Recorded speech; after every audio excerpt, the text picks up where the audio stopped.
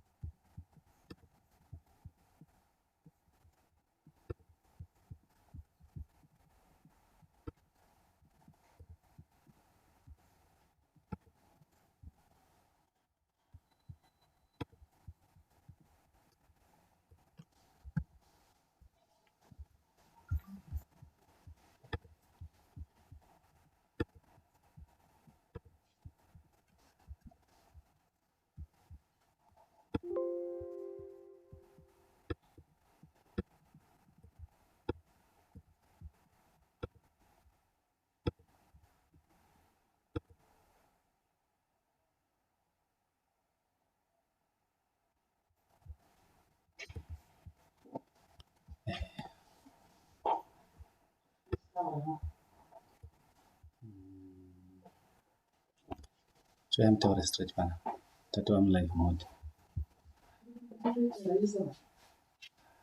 Kwanisi kuita ndada kuti murese time yandatoconnect.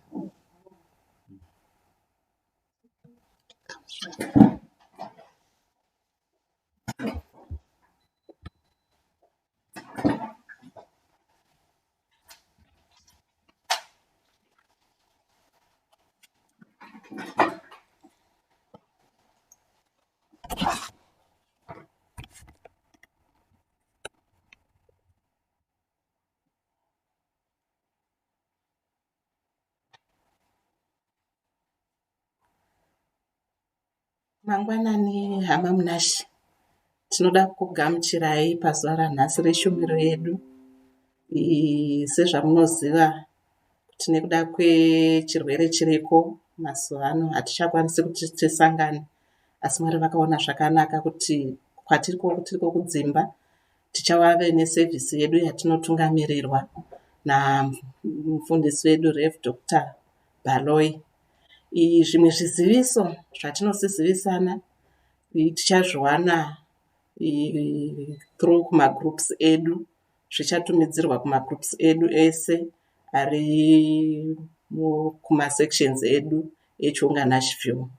Ivai nenguva yakanaka pashumiro yanhasi, titeerere zvinoda shoko ratichapuwa, Mwari vagotitungamirira zvigova zvinotichengetedza kunyange neupenyu hwedu, tichingoramba tichingoteererawo kunyange neziviso dzatinoudzwa kuti tigare tiri mukati medzimba dzedu. Mwari vachitiitira zvakanaka. Ivai neshumiro yakanaka pazuva ranhasi nekuteerera kwakaropofadzwa.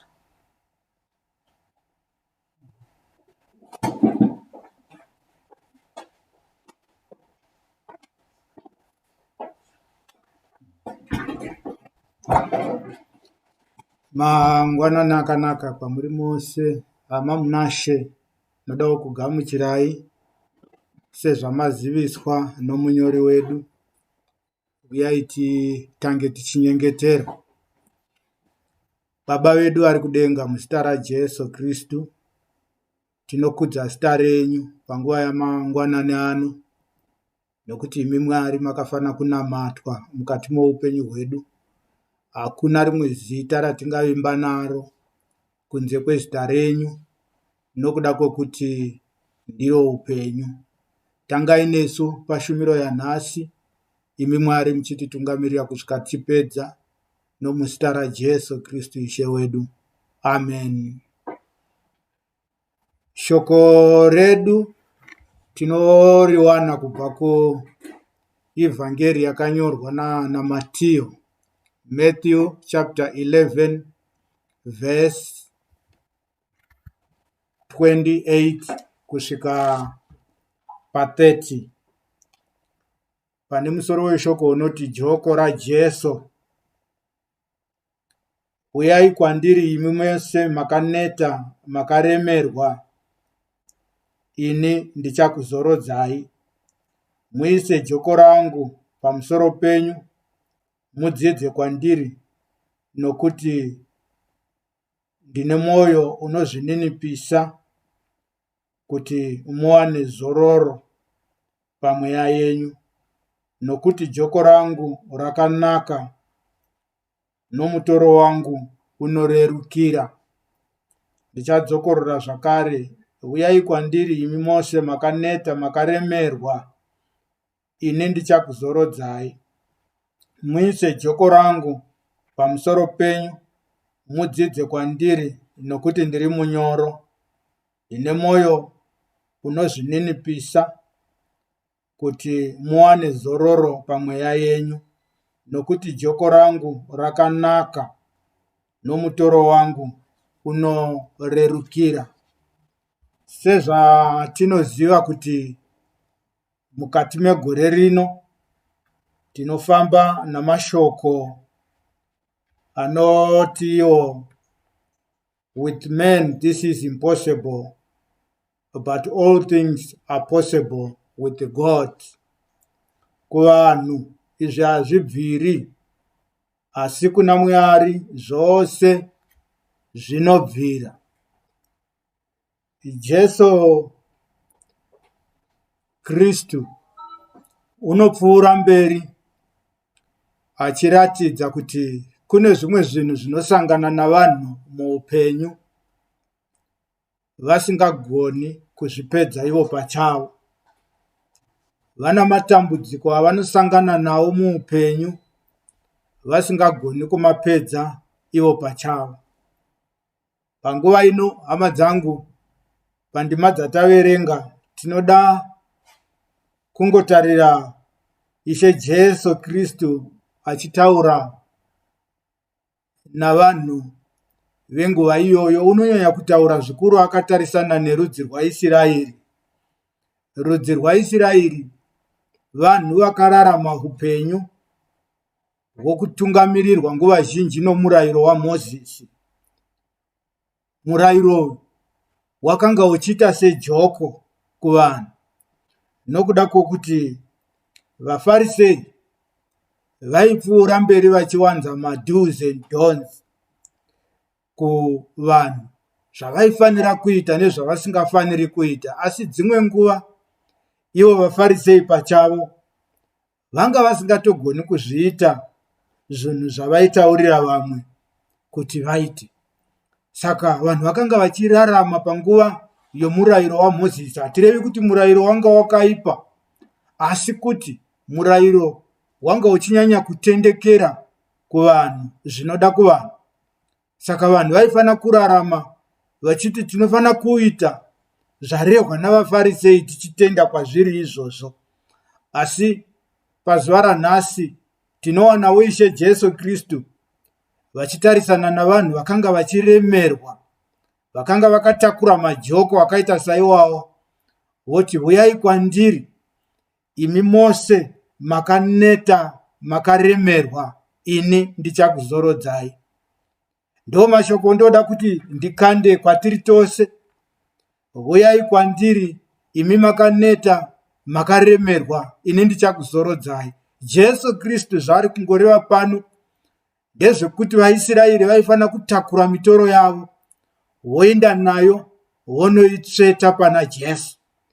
Jesu ndiye wopfuura mberi achitakura mutoro iyoyo, kuremerwa kwose kwavaIsraeri nokuda kwokuti kune zvavaifanira kuita asi dzimwe nguva zvichivaremera. Saka izvozvo ndo zvaanoti uyai kwandiri imi mose makaneta makaremerwa, ini ndichakuzorodzai. Hama dzangu, tiri kudzimba, pane zvinotiremedza, pane zvinotiremera kuti tiungane pamwe chete. Nokuda kwezvinotiremera izvozvo, nokuda kwejoko iroro ratatakudzwa, rinotiita kuti tisawana mukana wokuungana pamwe chete. Asi chinofadza hechino, Ishe Jesu Kristu vanoti uyai kwandiri imi makaneta makaremerwa, ini ndichakuzorodzai. Coronavirus, COVID-19 yaremedza vanhu, yaremedza nyika yose, yaremedza chero ani zvake. Ijoko risingagoni kutakurirana. Asi mufaro wangu ndewokuti Ishe Jesu Kristu vanotidana vachiti, huyai kwandiri imi makaneta makaremerwa, ine ndichakuzorodzai. Ichi ndicho chokwadi vadikani. Nyika yatakudzwa joko rinorema, nyika yose yaneta, nyika yose yashayiwa simba nokuda kwechirwere ichi COVID-19. Hapana mushonga, and it was declared a national and international disaster. Kureva kuti hakuna unochigona. Nyangwe look east policy apa haichashandi nokuda kwokuti ikoko kwacho kwatinofanira kutarira ndo kwachiri kumhanya chichibva nacho chirwere ichi chichiuya kwatiri. Hapana mushonga. Kunyangwe madoctors namanurses vapererwa. Hakuna kana surgery yatinoona sedzimwe dzatinoona maganecologist vachiadvertisa kuti ndiri pano, ndinoziva izvi zvose. Asi chirwere ichi, denda iri raremedza munhu wose. Hakuna unogona kumira achiti ini ndinorikwanisa. Asi mangwanani ano Jesu Kristu vari kuti, huyai kwandiri makaneta makaremerwa, ine ndichakuzorodzai.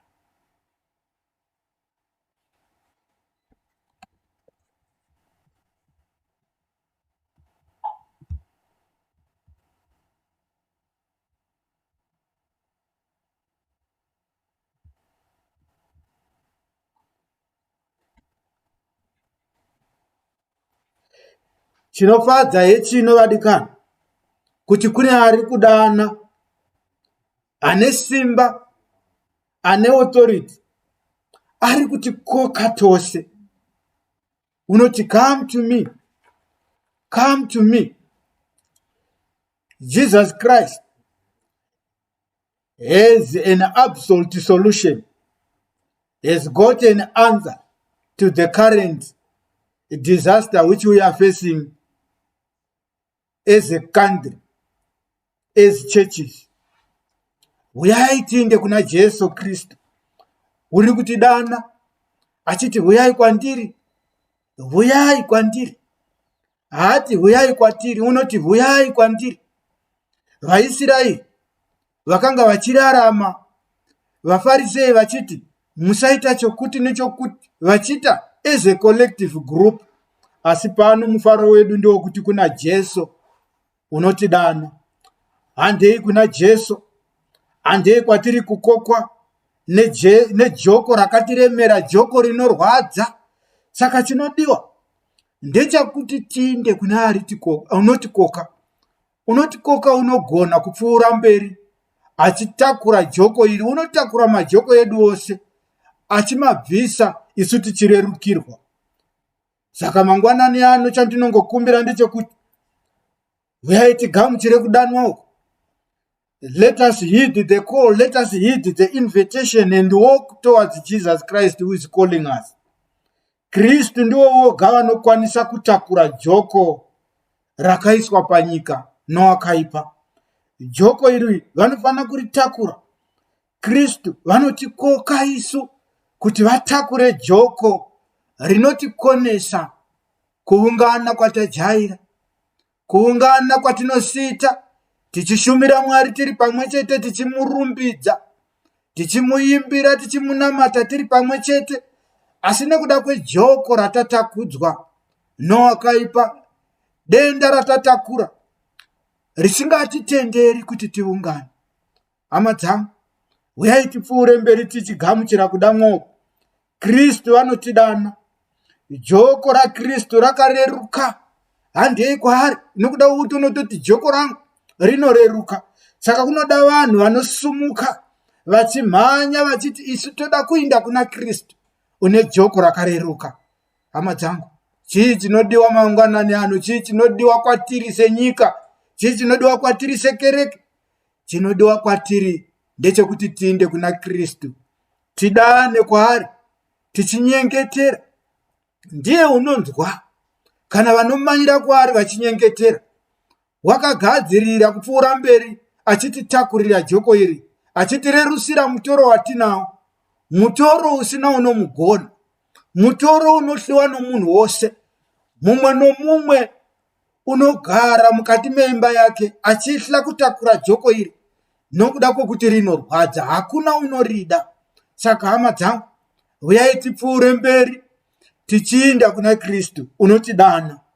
Mangwanani ano mashoko ndoda kushiya kwamuri ndeyekuti handei kuna Jesu Kristu unotidana usina chaanokona.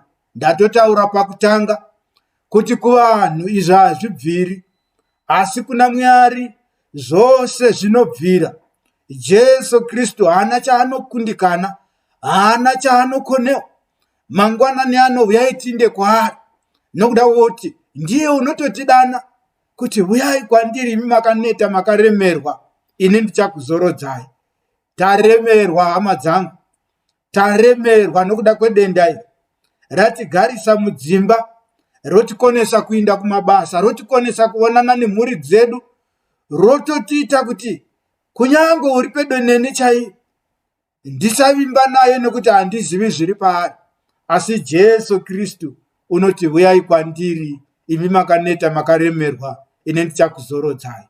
Mangwanani ano Mwari vakuitirei zvakanaka, vakusimbisei mose pamuri.